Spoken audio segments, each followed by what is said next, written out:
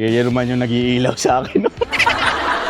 Kaya, ganyan po ang buhay ng isang content creator at vlogger. Anyway, no, magandang gabi po sa inyo lahat. Di naman po tayo dapat magpunta rito sa ating episode for today ng medyo maaga, no. Gawa po kasi ng antinda ng taong ito ay alas 12 po ng midnight, no. Nagbubukas, ganun na po ngayon ang oras niya. 3 taon na rin po ang nakakalipas nung puntahan natin ito at siyempre maraming pagbabago ngayon na alamin natin. Ano na nga ba ang kwento ng nangyari sa kanya sa mga nagdaang panahon? Masarap pa rin ba yung pagkain? Ano ang mga pagsubok na pinagdaanan? Ganun pa rin ba ang lasa ng kanyang sabaw? Malambot na laman? At ganun pa rin ba karami ang pumupuntang parokyano niya? At nandito na nga tayo sa kahabaan ng Mnatividad. Ayan, makikita nyo po, gabing-gabi ngayon. Yan yung nag-ilaw sa atin. Kailangan natin ng ilaw dahil night shots po talagang mangyayari ngayon. Papasok tayo sa iskinitang ito, no? Sino ang ating pupuntahan? Panoorin nyo to, oh.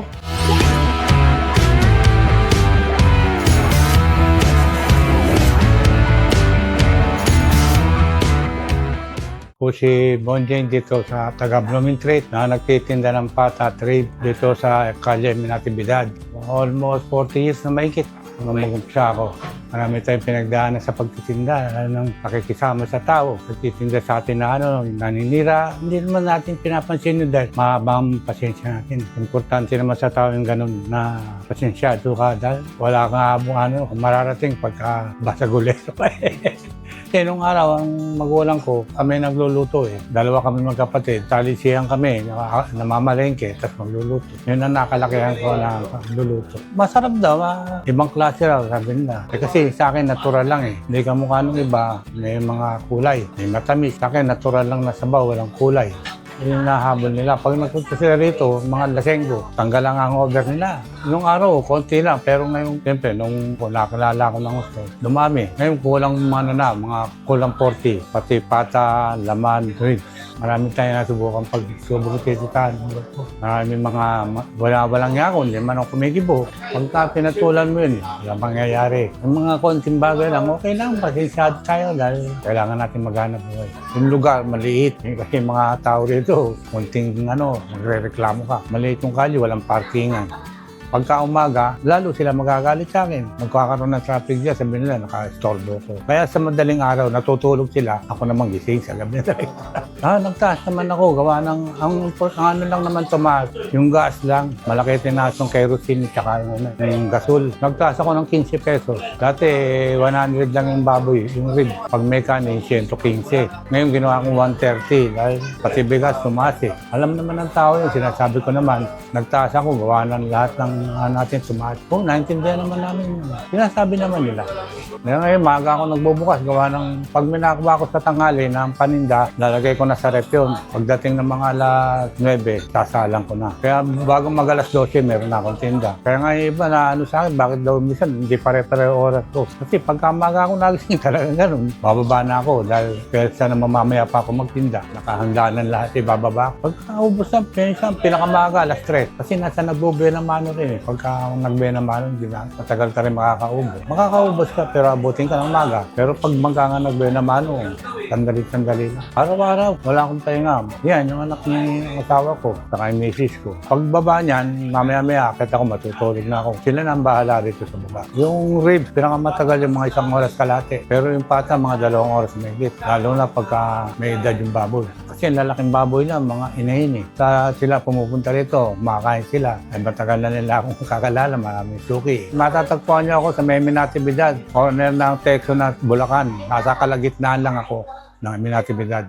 Nakabalik tayo dito kay Ma'am Bonjeng. 3 taon na nakakalipas nung tikman ko ito. At ito, yung itsura po nung kanyang pata, pati yung ribs, just the same, no? Still the same. Recently, nagkaroon tayo ng content about mga maming gala. Ito, pata naman po ng baboy at ribs ng baboy at laman, no? Na ang sabaw na ginagamit, natural lang. Clear soup pa din. Malinis na malinis. Gawa tayo ng sausawan para dito. Dito, may nakaredy na po silang mga kalamansi at sili. Yung waday sili. Bago natin pigayin yung kalamansi, birahin na natin tong sili natin dito. Sabay, piga ng kalamansi. Yan ang the best na sausawan dito. Sa nilagang pata ni Ma'am Bonjeng. Natin ngayon ng toyo. Ay, sarap. Grabe. Ready na para chumibog tayo mga Noy, no? At nakakatuwa isang masayang pangitain po na nakita natin si Ma'am Bonjing ulit. Ang mga nakakaalala po sa kanya, nakakain ako dito kay Ma'am Bonjing. Doon po sa isang lokasyon niya, no? Nalipat na nga siya rito sa kanyang, ito po yung bahay niya talaga, no? Nandito sa skinita ng M. Natividad. Sa mga naghahanap po sa kanya, ito si Ma'am Bonjing, no? Ang isang nakaka-amaze doon sa pag-uusap namin kanina, bakit sa gabi na siya nagtitinda para daw walang naninita, walang, alam mo yun, yung maangal po, no? Walang mga ganun. Hindi naman natin maalis dito sa Pilipinas na ganun pagka medyo meron at meron talaga, no? Pero grabe po yung tao, no? Yung mama, no? Yung pamilya po, mas pinili pa ni Ma'am Bonjing na, alam nyo, sila nang nag-adjust, gumawa ng paraan para dito na lang maghanap buhay sa kanilang malapit sa baba lang po ng tahanan nila. At least wala akong aangal, wala pong magkakaproblema ba, maninita. At sabi nga po sa akin, parang marami nga daw po nainggit, no? Nakakalungkot lang isipin na may mga ganun tayo dito, no? Siyempre, happy tayo ngayon. Dito na naman si Ma'am Bonjing. Ang kakaiba dito talaga, no? Ito po, ito yung unang kinain ko dito. Yan, yung pata na yan. Ang laki, oh. Presyo po niyan, 130 pesos lang. Pata to ng baboy po, no? Na nasa clear soup. Makoy sabaw. Ay, nako. Wala pa rin pagbabago, Noy. Ang sarap pa rin yung sabaw. Tama po yung sinabi ni Ma'am Bonjing. Ano ang babalikan mo dito sa kanya? Yung sabaw po talaga. Clear soup, malinis yung sabaw, malinis yung lasa. Talagang alam mong masyado dagdag na pampalasa pa, no? Yun po, ganun siya ka natural. Mainit pa to, pero hawakan na natin sa bandang kabila yan. Pwede na yan, no? Berayin na natin tong patang to. Uy, nako, mainit. Ang lambot na. Ayan, biyak na po yan para dali na siyang ngatain. Lasa nito. Kalambot, oh. Ano na yun? Tingnan natin to. Oh. Tingnan nyo po to. Yung litid na yan, oh. Ay, tendon. Sabay bira. Sarap. Ang sarap po ng pata.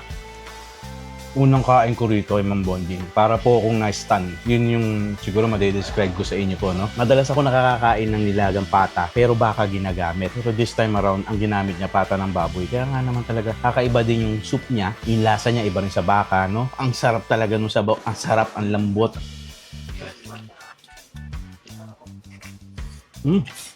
Nagkit. May dito. Kaya natin yung kanin.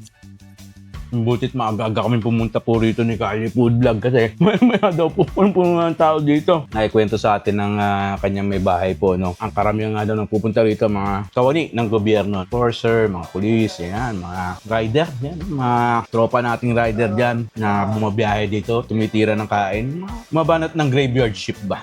Sabaw naman ng ribs.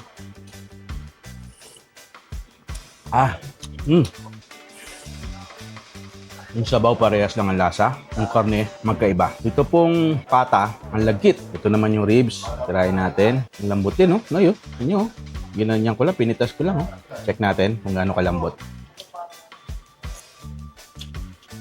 Lambot, uy.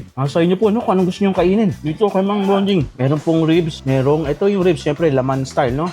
Ito naman pong pata. Ito yung mga litid, yung mga lagkit ng balat na yan, no? At meron din silang mami rice. Mura lang, 70 pesos. Isip ka na. Paborito ko po itong kinakain talaga. Ganyanin mo na yan. Hugas naman tayo ko eh. Ito, ang sarap minungut-ngut dito. 2 oras pinapakuluan ba naman. Tapos ito daw po ay 1 oras may get, no? Yung ribs. Pagus talaga yung lasa nung sabaw, yung buto. Tapatan mo ng ganito. Yan ang katapat talaga niyan. Ang labdit po nung labi ko dito sa pata. Yun talaga siya, no? Normal po yun, no? Na lumalagit siya kasi pata nga po ng baboy ito. Even the pata ng baka naman po, yung bulalo ng baka, malagkit din siya, di ba? Ito, ganun din ang style. Yung lambot-lambot ng laman, no? Madadalas tayo dito, Noy. Ang gagawin natin dito, parang must visit place na natin lagi ito pag ginabot tayo ng gutom sa gabi. Sabi nga po na akin ni Ma'am Bonjing, ang dami daw pong kumakain dito. Puro lasing. Ang medyo may tama ka ng pampababa ng tama. Ito daw po talaga yun. Magagawa ko pumunta, baka butan namin dito yung mga lasing. Actually, ang laki ng pata, Noy. Sa price niya, kahit po itong ribs, 130 pesos. Pero alam niyo po, ang laki niya, pang dalawang tao eh. Sa totoo lang po, no? Tayo malakas na nakain, pero nalalakihan pa po ko rito. Ang laki kasi talaga, oh. Sa mga gustong pumunta rito, yan po, pakita natin yung address, no, Noy. Nga lang po, medyo mapupuyat lang tayo. Pero worth it naman ang pagkapuyat natin. Ang sarap ng kinakain mo. Alas 12, minsan earlier, 11:30. Kagaya po ng punta namin ngayon, nakakakain ka na. Itong mamalaki naman bonyeng na ribs at pata. Manghigop na lang. Nuubos ko na yung sabaw kasi hingi pa tayo ng sabaw. Ayan, no? So mga Noy, hindi ko na upapakahabain pa at maraming salamat po sa inyo na naman sa pinagsamahan natin sa araw na to, sa episode na ito. Actually, sa gabing ito. Gabi na po kami nagpunta rito pero worth it ang pagpunta natin. Double check pa rin ang nilagang pata at nilagang ribs ni Ma'am Bonjing. Wala pa rin nagbago. Mula noon hanggang ngayon, perfect. Napakasarap pa rin. Kung yung lingkod, Squedex, syempre, lagi tayong mag-iingat. All the blessings para po sa inyong pamilya at sa inyong mga tahanan. Lagi po may kapayapaan. Mahal. Bye. Susunod. Banat.